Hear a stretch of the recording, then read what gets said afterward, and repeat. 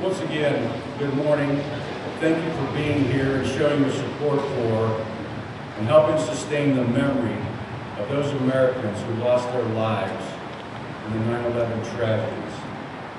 My name is Earl Burge, and we have come together to remember and celebrate those lives and to ensure that we and future generations never forget the sacrifices that these Americans have made. Please turn your attention to the rear for the Battle Creek Army Recruiting Honor Guard. Right turn, hold.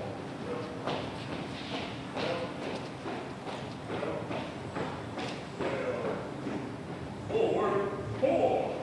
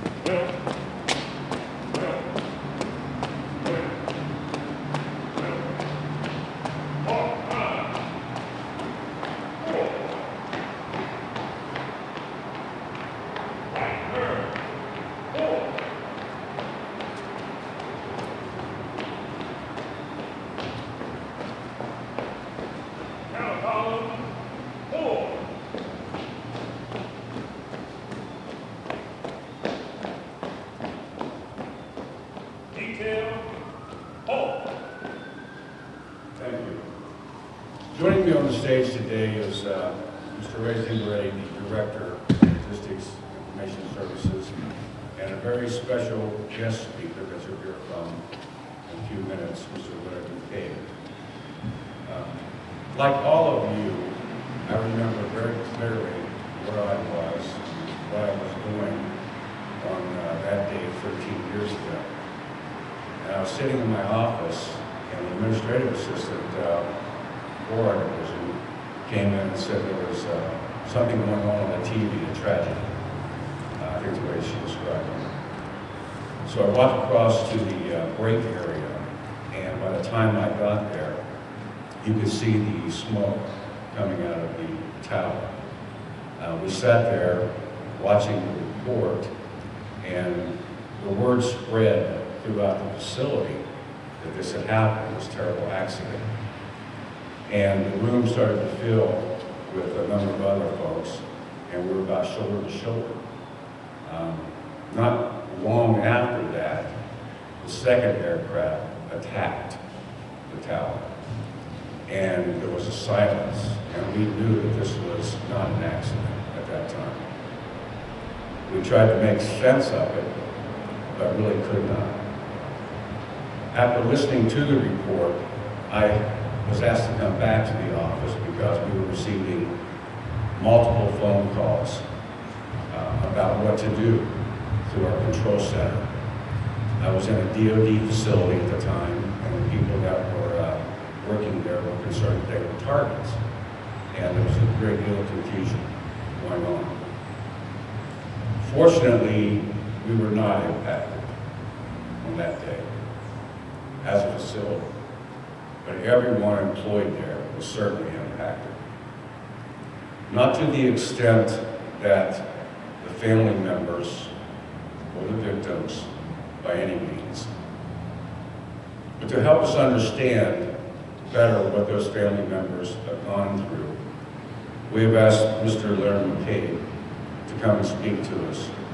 Mr. McCabe has, on that day, lost 3 family members, 2 at the World Trade Center and 1 at the Pentagon. Please help me welcome Mr. McCabe.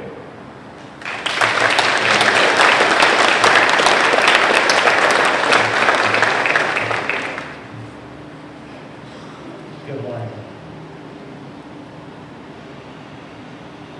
Recently, I've been thinking about some very profound words, like where were you September 11, 2001? I'm sure you all remember where you were. I do. Where are we now? I could go into great detail about what happened on 9/11 and how it changed my family forever, but I won't. This country has suffered great losses since September 11 and continues to do so. The war, our soldiers coming home hurt, maimed, many of them coming home with American flags over their bodies. September 11th did not just happen 13 years ago. It's still happening today. I visit the 9/11 Memorial in Lower Manhattan quite often. I stand at the North Pole where the World Trade Center 1 once stood. I look down into the water. I look up into the sky, and I rub my hand across my cousin's name, Michael Justin McCabe, and Mike's best friends, Michael Patrick Tucker and Keith Allen McKeithy. Their names are listed together there because they worked together on the 104th floor of the World Trade Center.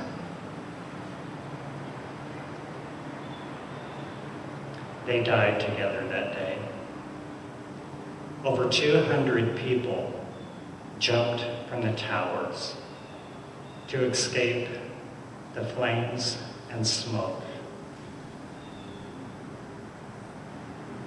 My worst thought, did you jump?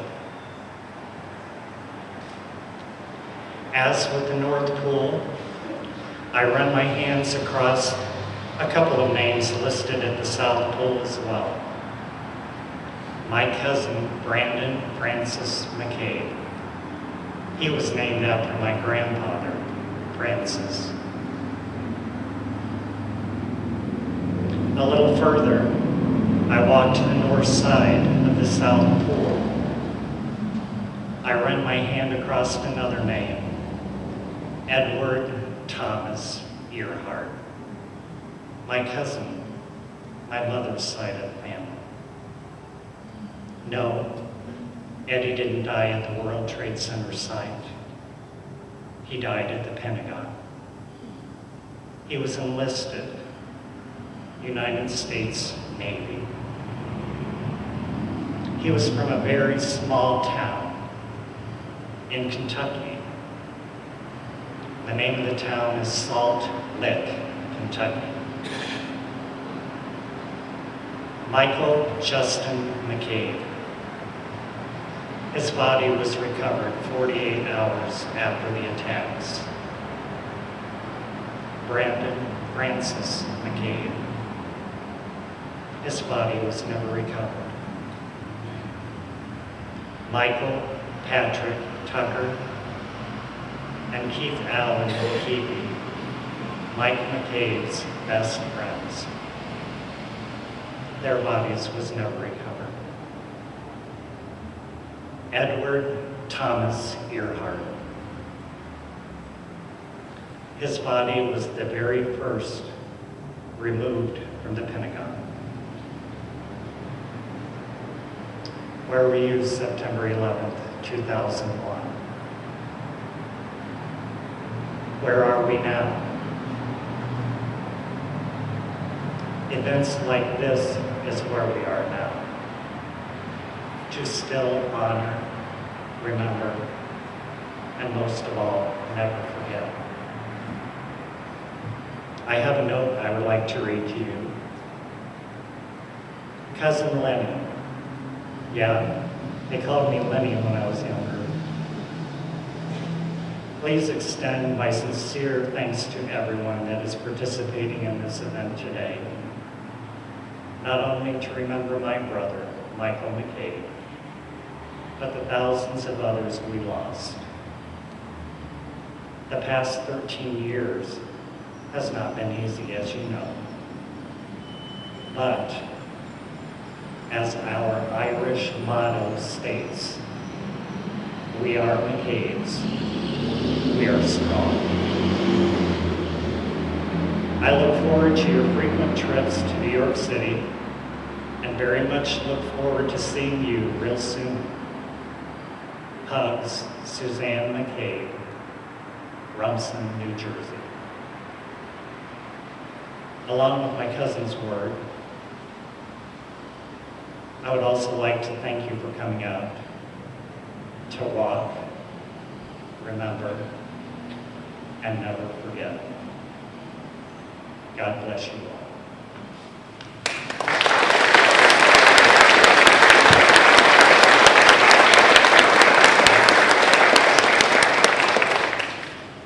Thank you, Mr. McCabe. Now please join me in welcoming Ray Zigaretti.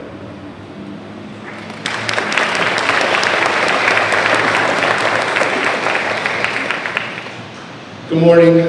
On behalf of the Defense Logistics Agency and the Hartville-Inouye Federal Center, thank you very much for being here today. On September 11th, the United States was attacked. The world recoiled in horror as the World Trade Center towers disintegrated in a cascade of soot, glass, and twisted steel. We saw images of the western wall of the Pentagon reduced to a gaping hole.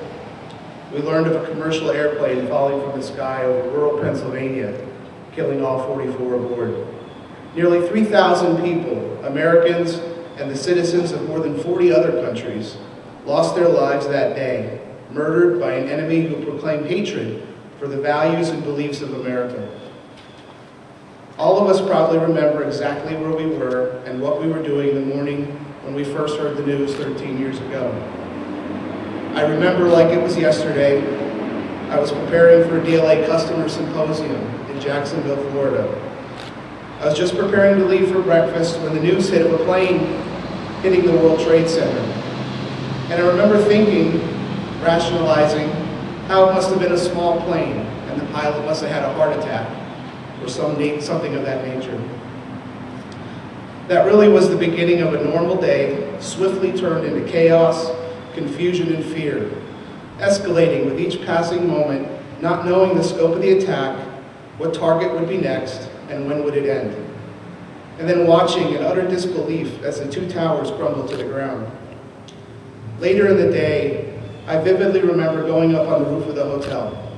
They had a pool up there and you could look out over the city of Jacksonville. There were very few people on the streets, no hustle or bustle, no traffic noises, no horns, cars, no planes in the sky. The stillness and the quiet was deafening in a major American city, interrupted occasionally by the roar of a military fighter jet, as it was, I'm sure, across the entire country, coming to the realization our lives had changed forever in those few hours. That day shocked us all surely, and it left deep scars. But this wasn't the first time that our nation's enemies used terror acts to try to crush our national spirit, and it surely won't be the last. What the enemy fails to realize is their acts only serve to strengthen our national spirit and our resolve to seek justice. Victims of these murders died simply for being an American, nothing more. They are our countrymen and our heroes, and they represent a society where people treasure and defend our constitutional freedoms. The freedom to assemble, the freedom to petition, the freedom of religion, the freedom of the press, and freedom of speech. Our nation's enemies want to take those freedoms away from us and from the whole world. Please join me in a moment of silence as we remember those who lost their lives on September 11, 2001, and on all those dark days when our countrymen perished because they represented the land of the free and the home of the brave.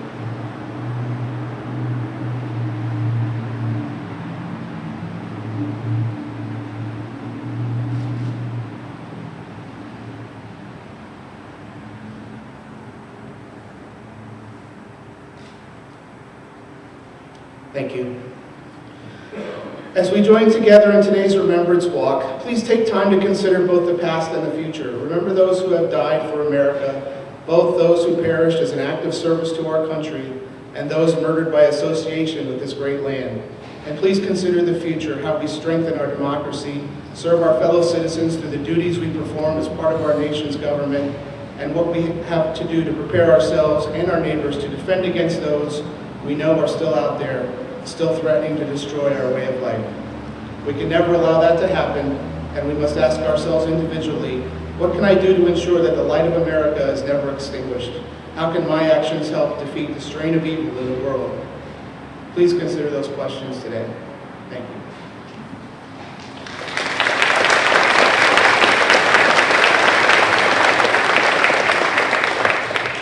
Thank you, Mr. Dingeretti. I would ask that also that you take some time to reflect on where you were and what you were doing on that day. I want to thank you all for coming out today. At this time, we're going to ask the Honor Guard to lead us to the flagpole for our honorary balloon release. Upon releasing the balloons, the Honor Guard will then lead us in the walk around the building. Please feel free to join us in remembering our fellow Americans. Detail. Halt.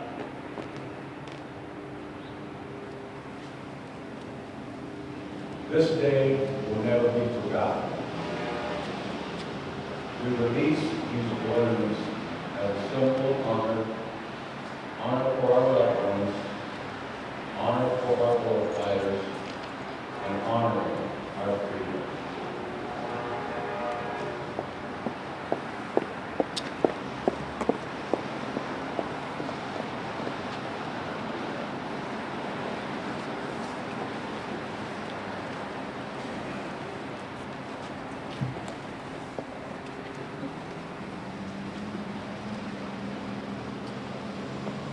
Everybody could just come.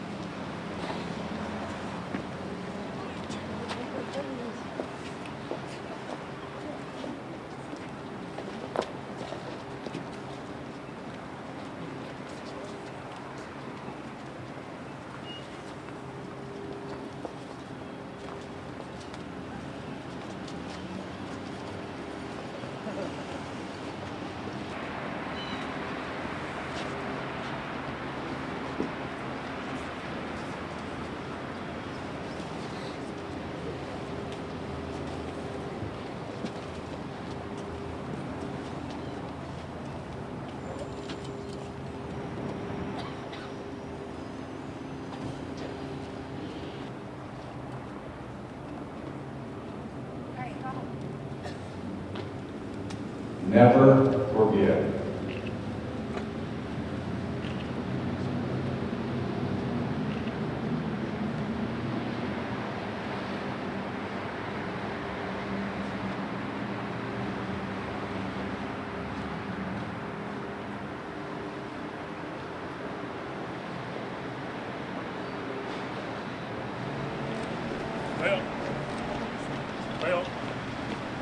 Well.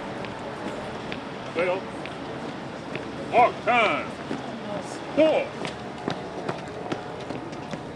Detail. Pulse. Hope.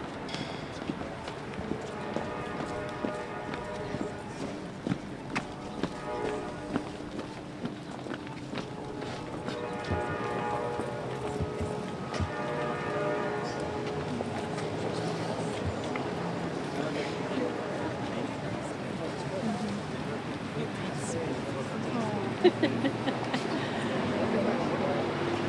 I should have let him stole Perry's. it's raining.